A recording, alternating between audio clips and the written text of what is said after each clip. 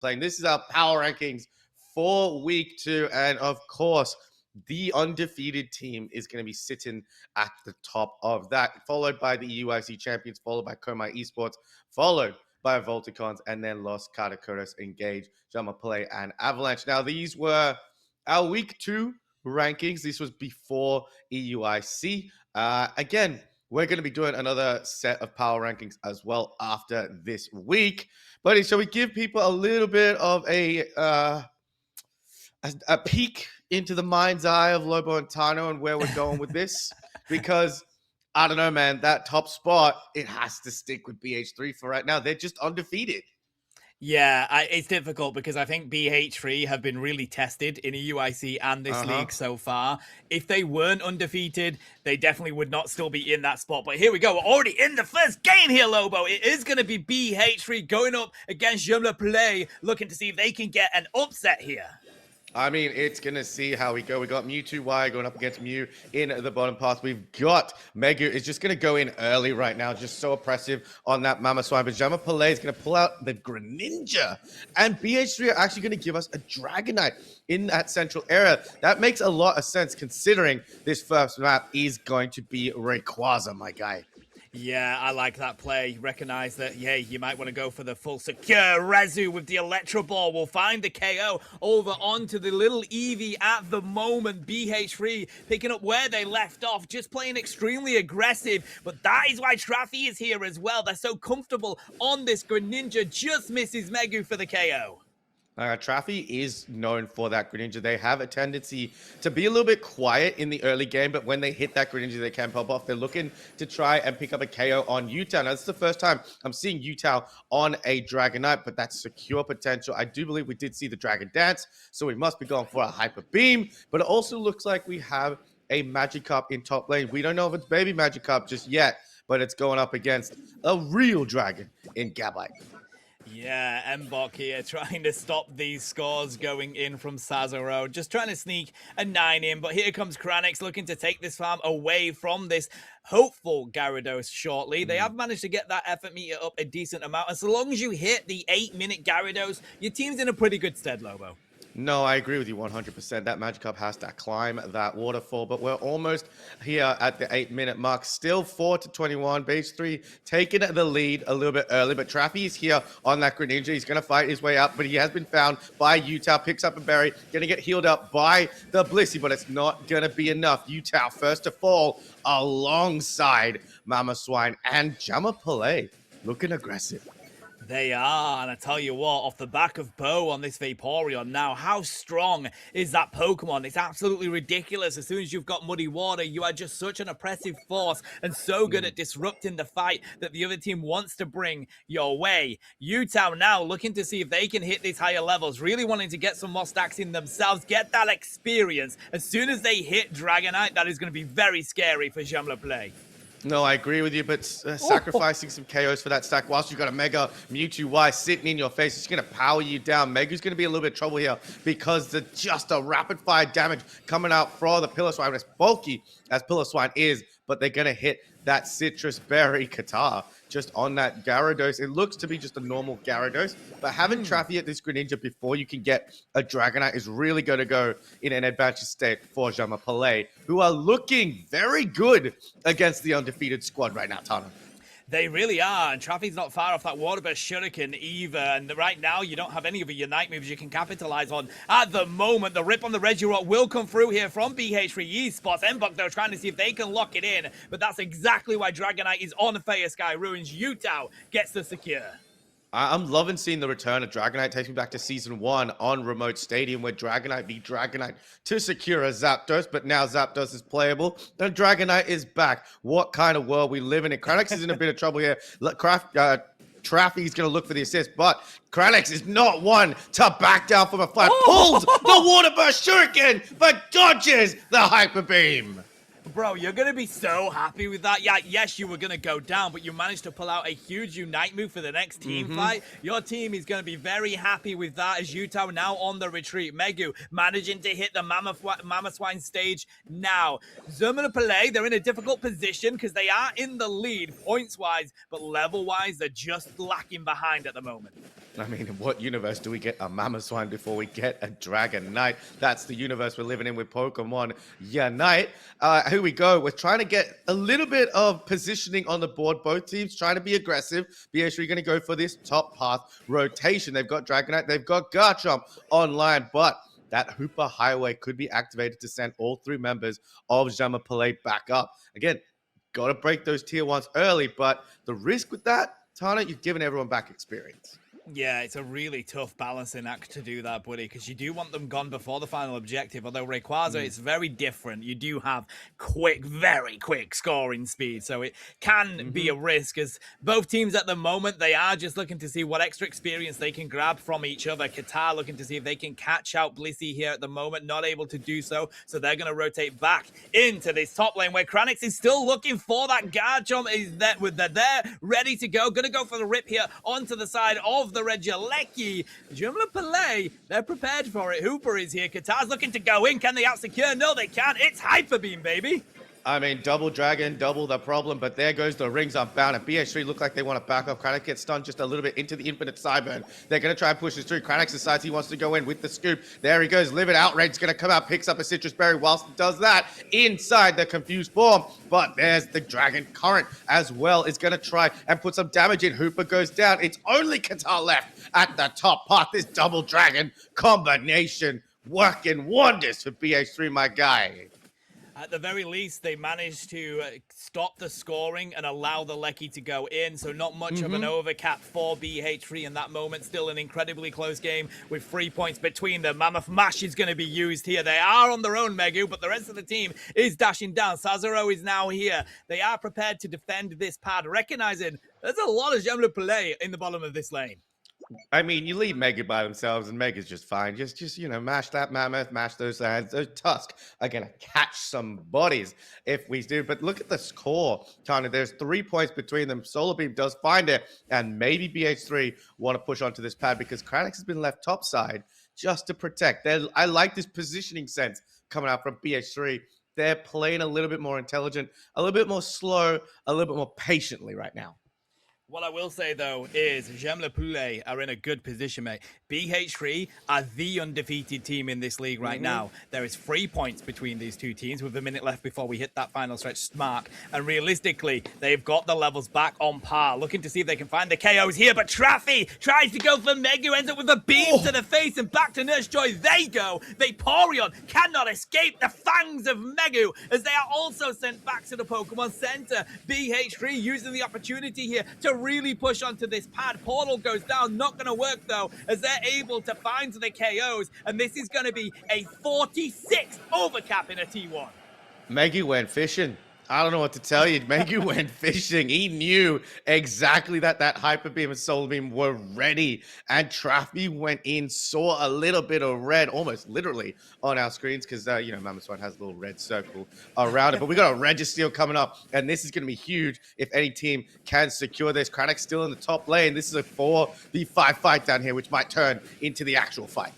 Oh my god, they've managed to find a KO, but it is the power of the Hyper Beam, I believe. Yes, it is, that manages to find the Registeel. And the fact that BH3 can do that down here, whilst they allow Kranix to get a 50 dunk in that T2, is why this team is still the undefeated team in this league. 3 down from Jemla Poulet, and it's all down to BH3 to go for the rip. Rings will let loose here, trying to see if they can find the secure. Retsu does drop the infinite Cyburn, but it ain't going to be enough to out-secure none other than Utah. That is the objective locked in low. BH3 look to be taking game 1. I mean, from on the back foot to on the front foot to secure that Registeel in frankly ridiculous conditions to go straight to the rip. The first time we are seeing Utah, I mean, for me, the first time seeing Utah on this Dragonite, and he put on a clinic. Almost every secure I think that BH3 got in this game was all on the back of Utah. Those Rayquaza buffs are here. Those Hundo Burgers are going on in. And BH3 keep their undefeated season alive in game number 1. I was impressed by J'aime le Poulet's plays, though. I would hope Mm-hmm. that they don't let this get to them too much. They really kept themselves in it until that final moment, that final push on that Reggie steal. And to be fair, Traffy, they were looking for the KO on Megu, which is understandable. They were weak enough for that execute range. But Yeah. BH3 have such great synergy that they recognize that was coming and they find a quick pick onto the Greninja, mate. And without that Greninja, you no longer have that damage you need to really push that bottom objective. I just have to also talk about BH3's confidence to leave Kranix topside that Yeah. entire fight. I mean, it was a Gabite going up against a Greninja. The beautiful push to get that Water Burst Shuriken out of Traffy to really try and secure that KO. It looked like Jama Pele had I don't want to say a little bit of, they had the want, they had the hunger for the KOs, but and going in with that Water Burst Shuriken just to get a KO on the Gabite. Of course, you don't want Kranix to scale, but also allowing Kranix to get out with absolute trickery is also something that you don't want to do. So a few decisions that I think Jama Pele could work on here. Same with BH3. These teams are growing.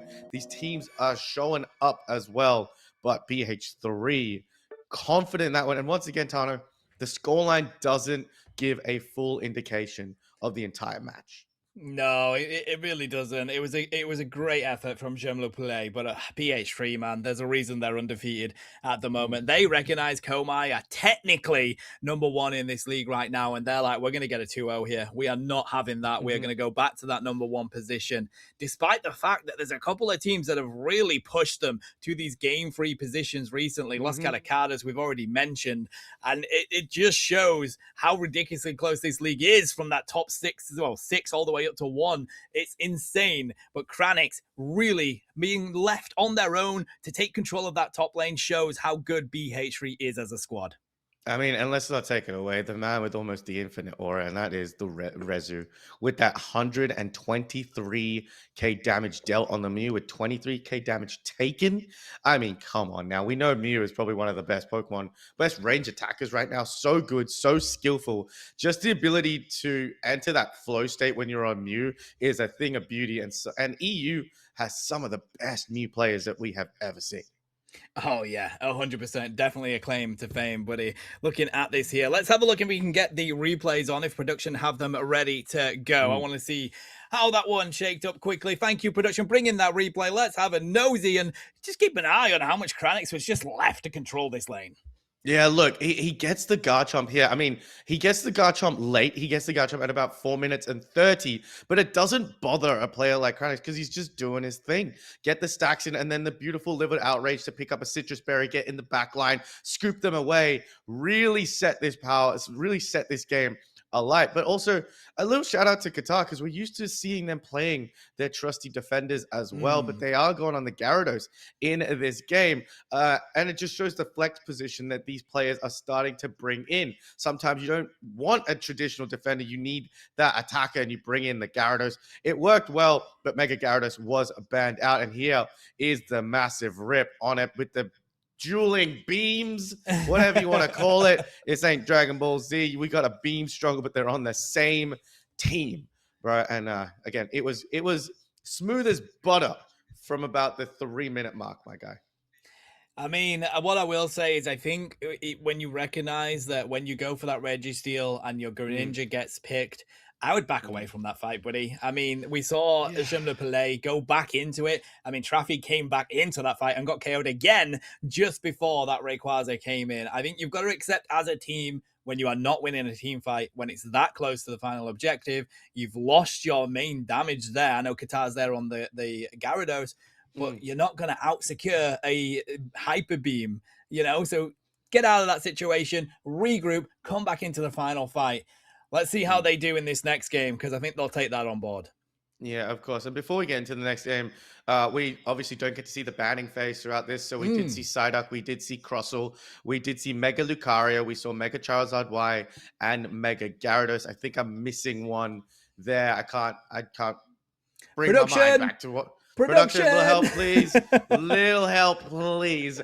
But again, very standard bans across the board. No Meowth, no Surfetch, because I believe Surfetch is still bugged. There are 3 Pokemon that are unplayable this weekend alongside Zapdos, who's serving its moratorium. Praise Arceus.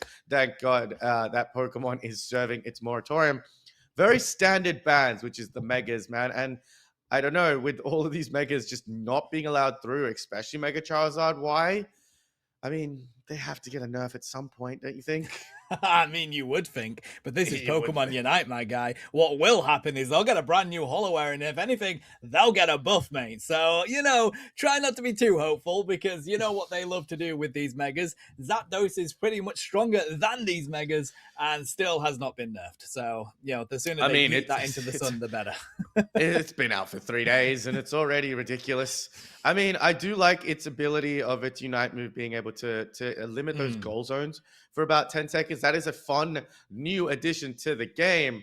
Oh, if it didn't one shot you at level 5, if it didn't one shot level 15 when it's level 7, um Yeah. RIP to our Phalanx and Joys out in the chat. If you've seen the tweet, go watch the tweet. It is ridiculous. But how did Gemma Poulet change things up here right now? Let's have a look at their comp real quick. We had Mewtwo Y, we had Greninja, we had Hooper, we had oh my god, I'm spacing right now.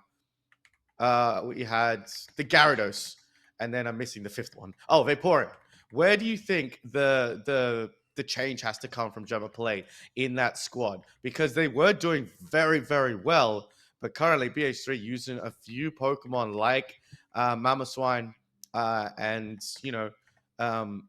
oh my god, my brain just malfunctioned. They're using Pokemon that are very strong right now in this current meta. Mamoswine and Mew out dealing big damage, and I'd love seeing the new Dragonite. So tell me. I need to know your thoughts. Honestly, I don't think they need to change much up, to be honest. I mean, of course, BH3, they were on some very comfortable picks, but ultimately, mate, it was an incredibly close game until that final fight down at the Registeel. So I don't see the need to swap much. I would take the Vaporeon still. Yep, Bo is still on it because it is such a strong Pokemon, and they played it so incredibly well. Not much. Oh my god, Utah is on Absol. Let's go. I was waiting. I was waiting for you to bring up the Utah Absol. My guy has been grinding his gold badge on Absol every night on Pokemon Unite. But we still have the Greninja, we have the Magikarp, we have the Absol of all things. But I believe Kranix has also gotten access to a Mega Mewtwo. Unless that's a normal Mewtwo, because we have seen Kranix smooth and groove with that E-Speed regular Lucario. Yeah, I think it is Mega from what I saw, but I mean, the first Pokemon that when I started casting this game that I saw Utah playing was this Absol, mate. So I cannot wait to see how Jean Le Poulet are going to handle that. Right now, though, they're looking for a KO onto the side of Qatar. Good pushback from Kranix enables them to get away. I do like this switch of Embark onto the Eldegoss as well. Eldegoss is a Pokemon I think you and I have been a big fan of because it has that ability to heal. It has those boosted orders that are able to slow as well. But here is Utah, and he is not going to let a lane with a Magikarp go unpunished. And Traffy has seen it, but is he going to make his way up? I mean, these central laners could just meet in the middle and high five right now.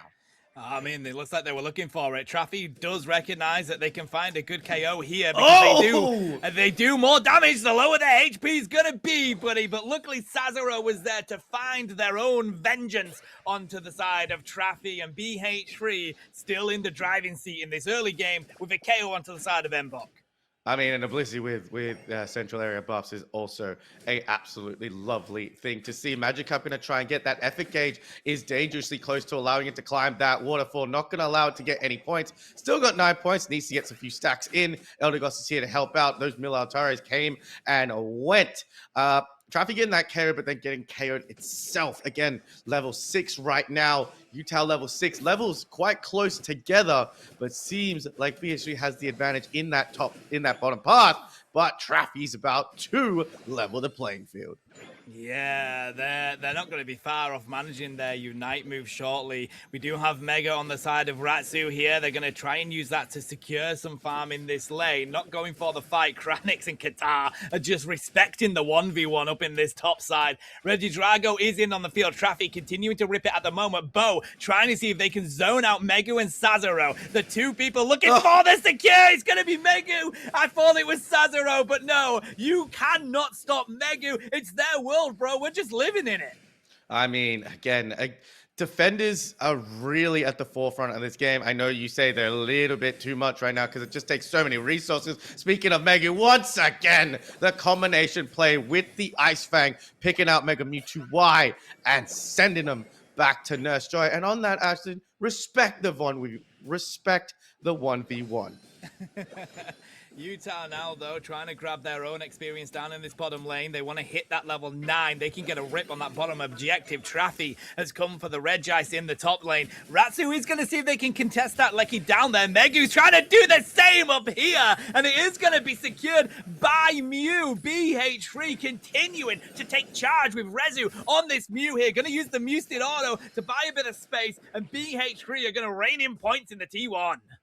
I just think, like, Rezu, just any attacker that this man is on is just ridiculous. Again, I mean, and he's wearing such a cute dress on Mew right now. That Hollow Air, so cute, but so incredibly deadly. 6 points to 200 right now. BH3 not happy, I guess, with how close that game was, and they have decided to turn up the pressure and decided to keep on cooking. Kranix is here with a level 9. They're going to go in the power-up punch into the Bone Rush. Interesting combination. I like it coming out from Kranix as well. Gotta appreciate the experimentation coming out from these players. I mean, you do sit there and think, you know, they're, of course, pro players very comfortable on these movesets, or is that just the fact that they didn't choose their move? Because we know what Pokemon Unite is like now, bro. You can't do it in-game. You've got to do it outside of the game, and you end up with some ridiculous combos because of that. Nevertheless, though, Kranix has played incredibly well on this Lucario so far. Isn't actually Mega, and they're trying to see if they can hold the lane by themselves. Assistance coming in from Sazero.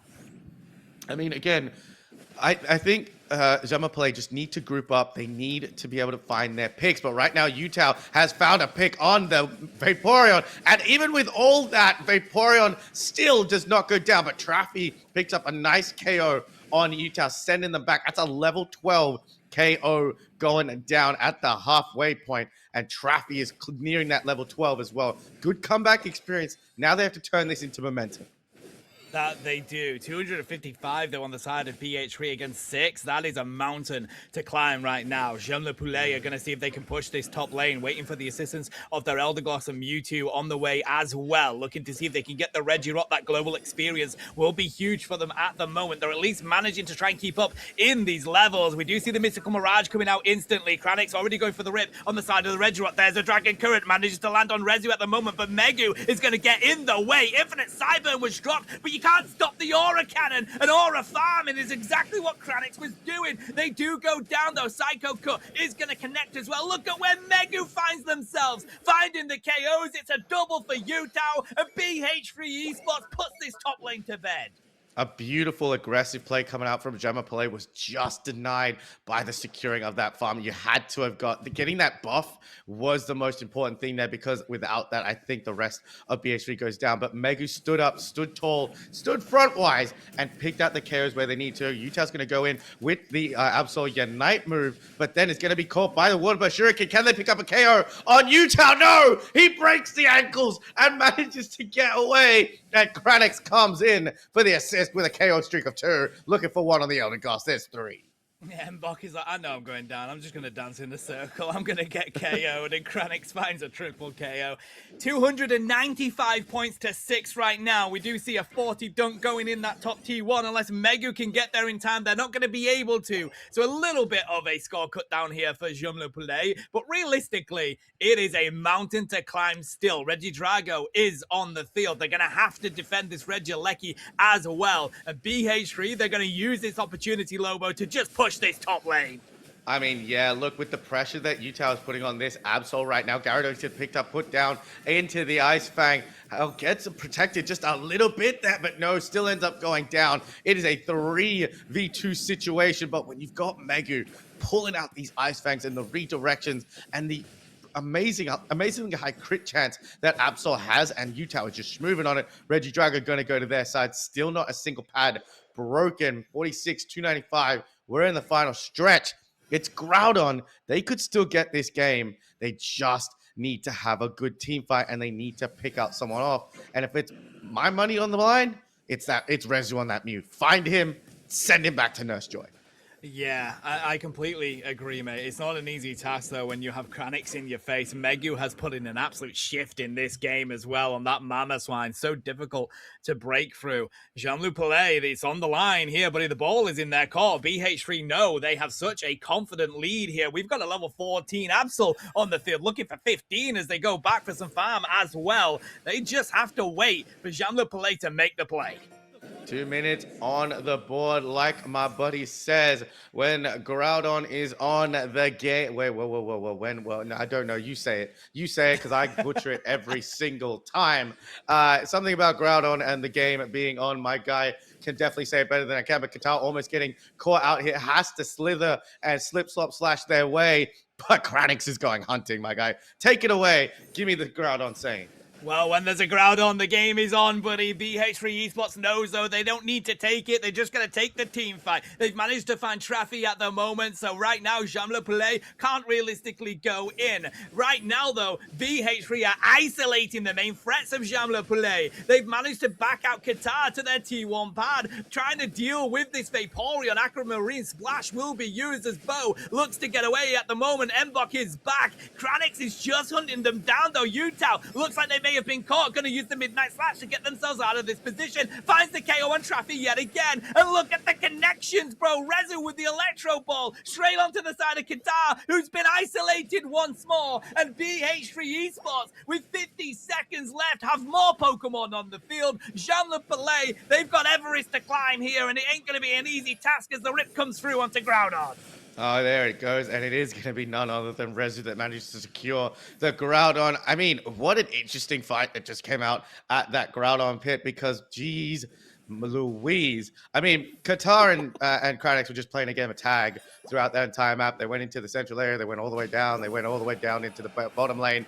But then coming back through, Traffy didn't have a chance to go for that Water Burst Shuriken. They were trying to find Utah, who was dangerously low, but now the KO found on Qatar. It has BH3 with 12 seconds left to go, just looking to close this game out impressively in a 2-0 fashion.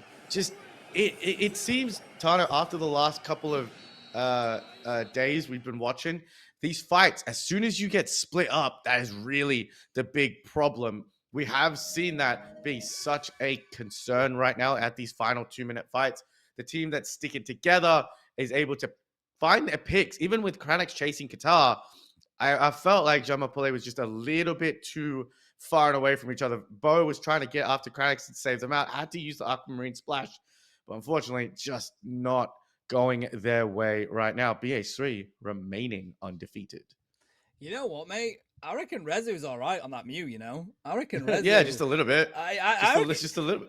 I would say above average on that Mew, bro. Pretty decent for Rezu there. 85k damage dropped, 82k by Utah. I mean, that was just BH3 Esports back to how BH3 Esports likes to play. Incredibly aggressive, and they really take control of the game straight from the get-go. 6 points was all they managed to score on the side of Jean-Luc Poulet until we hit that 8-minute stretch mark.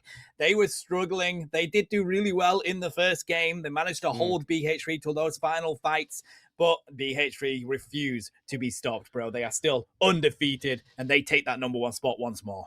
Yeah, look, and this is going to be a sign to everybody in the EU region. EUIC is over. We have to forget it. We have to put it in the past. I mean, and so Komai and Peps are going to be looking at the incredible run of form that BH3 are on, especially right now. And I can't wait to see both these teams go up against each other once again because, I mean, BH3. What more can you say? I can't find the words to say anymore.